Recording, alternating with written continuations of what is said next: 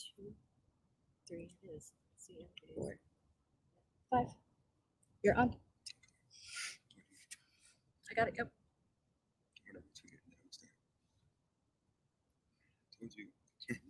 Hi guys.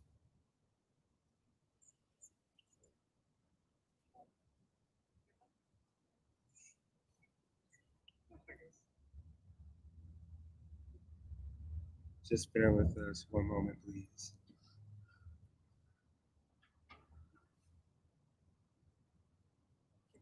You're good. Go. Okay. We shared it. Okay. Huh? All right. Yeah.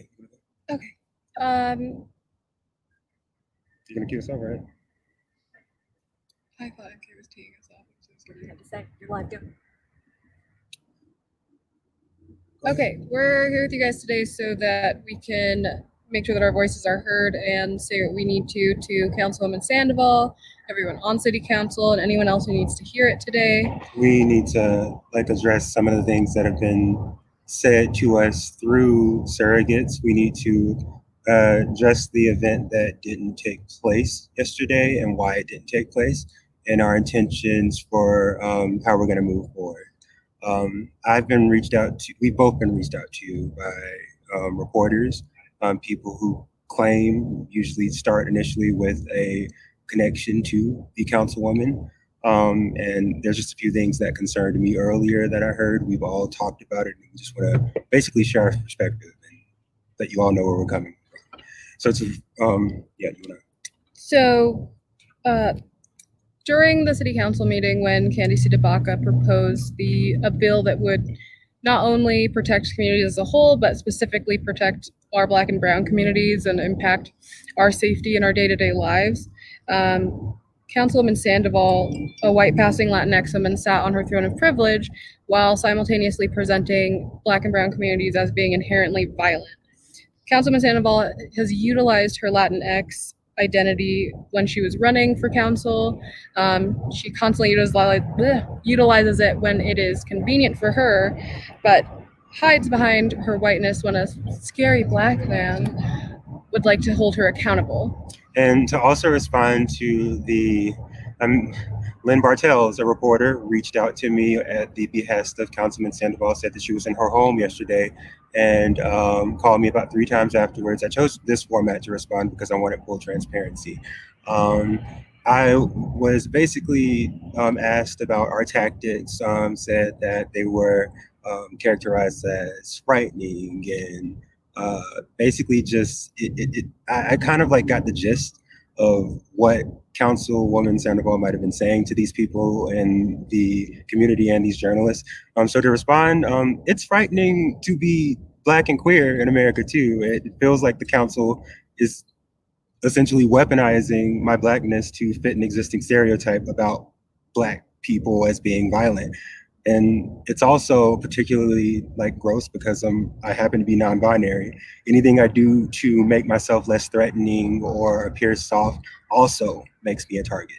So, I mean, the reality of the situation is that these laws, these procedures at hand, what she supports, what she strikes down, her actions have done nothing to protect me or my community. And yeah, I mean, how dare you basically attack the first attempt to give the people a voice and actually speak on this process? So we're still pretty upset. Yeah, I'm very angry and was only more angered and frustrated for any members of the Black and Brown community to continue to stand behind her, choosing to uplift the white passing Latina woman that is an elected official while simultaneously dismissing the non-white passing Latina woman. Is a perfect example of the kind of behavior that feeds into the long-standing division within Black and Brown communities. This kind of behavior the kind of behavior exhibited by Councilwoman also is a perfect representation of people in our communities ignoring those that represent intersectionality.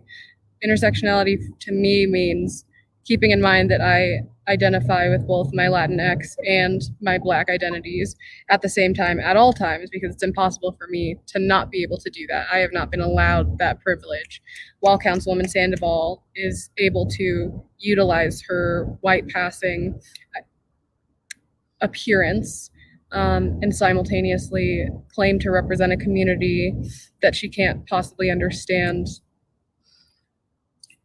the type of adversity that we face. It's frightening to be reached out by surrogates of Sandoval. It's frightening to be reached out with thinly veiled threats. The behavior that we've witnessed following these comments are troubling, and it's frightening. The issue at hand was policing. It's frightening for me to walk to a grocery store. It's frightening for me to sit at home without a warrant or anything or a record to think of, knowing that law enforcement could just smash in my door right now. Like anything, they could come and get me and there's nothing to stop them. So I'm really upset that the council, all of the council people, like your actions so far have done nothing to help.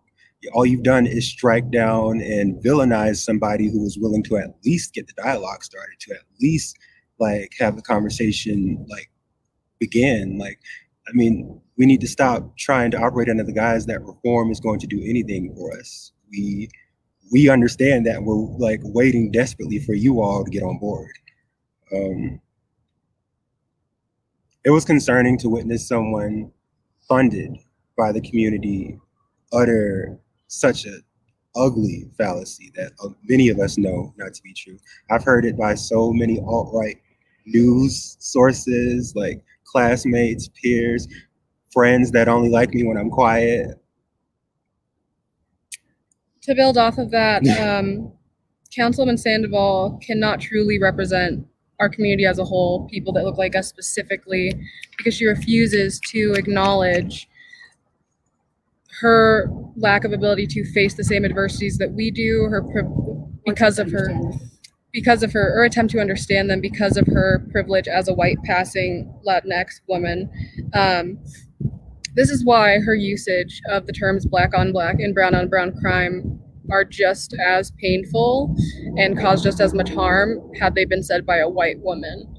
It's our position that she severely misrepresented our intentions with the event that we had planned, marketing us as violent and saying that we were outsiders of the community. She's part of the community. Everything that we witnessed after we wanted to have this event, the negotiations that took place really only amounted to the councilwoman wanting to set everything on her terms. She wanted to apologize on her terms. She didn't even agree with us setting up a new graphic to address the public. And sorry, this is all by way of Manuel. It's just, the situation, like the amount of decorum that we'd expect from somebody of her level was severely missed. And we're also aware that she's not the only person. It's not just Councilwoman Sandoval. We're not, exactly, like, couldn't have said it better. Like, I'm sorry if you guys can't hear us, but like, we're not violent. We are incredibly desperate at this point. We are running out of time. Like, COVID is coming back, so to speak. It's already been here. Like, we're running out of time to actually be active, to hold these people accountable. That's all we wanted to do. She doubled down on her comments, and they were completely disrespectful to not only our community, but basically like our community, our entire community. And I mean, taking advantage of a divide that we all know has been there, that has like existed for decades. It's hurtful because we all know it exists, but why not use your platform to try and heal it instead of widening the divide because it doesn't reflect the political narrative that you agree with? I find, I'm sorry guys, and we don't have a lot of time, but yeah. Just to build off of that, yeah, I want to make it very clear to everyone that this wasn't just her words that we are upset about. While her words were egregious, it was every single action following her words that only continued to be harmful, that only continued to be threatening, and quite frankly, it preaches a rhetoric that is what makes our reality a dangerous one for us to exist in. Because Exactly. the danger, people will believe you're dangerous because you live in dark skin, right? So Is for that a it? white passing Latina woman to promote and even orchestrate that narrative is what continues to allow people to view us as dangerous. We've Because made an invitation to the councilwoman to come and speak about her initial comments, the behavior afterwards. Like, we saw the tweet, we saw the apology. I personally feel it's a bit lacking, but also to reiterate, not the only one. Every council person needs to be taking this time to reflect on all of their statements, because I'm still making my way through. Like, I'm watching it and rewatching it, and each time I watch it, I notice a different dog whistle. It's gross. So educate yourselves. The town hall that we have coming up, nothing has been finalized yet. We are overwhelmed with support and like suggestions for speakers, panelists, moderators. Like, I can't tell you how much it means to us. Like, we're still working through the responses, and we'll get something. We're waiting on her response. And while this invitation has been extended to her, and while we are allowing her the chance to apologize and to explain herself, I personally and all of us are still expecting full accountability and transparency on her part. At this point, she needs to address every single one of her actions, not only her statements. I'm, as I stated in our statement the other day, I'm not going to sit idly by while Amanda Sandoval attempts to silently divide us. That is something that the public should be knowledgeable on. I do not think that after this course of actions, following her already outrageous statements, she is not well equipped to represent us as a councilwoman. any legislators looking to sign up should also be prepared to answer for their past actions in regards to policing. They need to be prepared to be held accountable for any votes they've struck down, like the proposal from Councilwoman Baca. We will do another one of these soon, guys, to give you more information soon. We have to wrap it up. If I can impart anything on you guys right now, is to support the Caravan for Racial Justice, 1,000 Miles for Racial Justice. They are meeting right now at the Capitol. At the Capitol. I will be there. Afro Liberation Front will be there. Just come out. We need those numbers. We need Yeah. to see our communities coming out there to support everyone that supports us. There's a lot of people out here who've been like, they've been doing this work for years. Come out, support them. Like, we're going to support them, and really hope to see you guys there too. Final note, the best way to build trust is to keep your word, not to apologize on a Thursday, get what you want with the canceled event on a Thursday night, and then have a reporter over to dinner saying how scared you feel and how violent these people Amy, you were negotiated with and Amanda, apologize to are. That's who you were tweeting the other day, just to say, like, I mean, like, I'm happy you responded in some shape or form, but we're still waiting. I'm not. Every single action that you have taken has only angered and frustrated me more, and I will be asking some very hard-hitting questions. And Well, I you're do not a monolith. expect not only a personal apology for sending grown males to intimidate two young Black organizers, but also an apology to this movement as a whole for setting us back so far. I have begged to de-escalate. I've tried as much as I possibly could. I told you how much I sympathize. When you're close to the top, but you're not at the top, there's still things that we have to face. At the end of the day, though, you need to hear what it's like at the bottom, because you are nowhere near it. Also, thank Councilwoman DeBaca. You owe her so much gratitude. Thank that woman.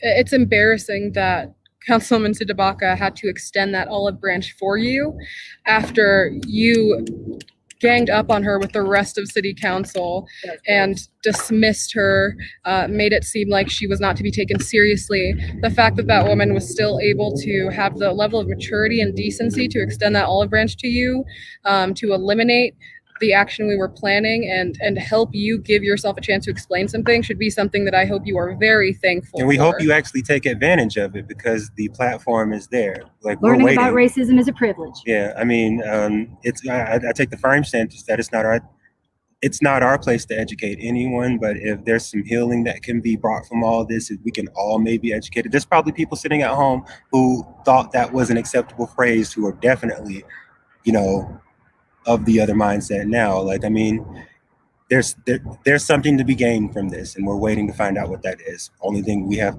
now is to solidify some details with you. We're waiting. Bye, guys.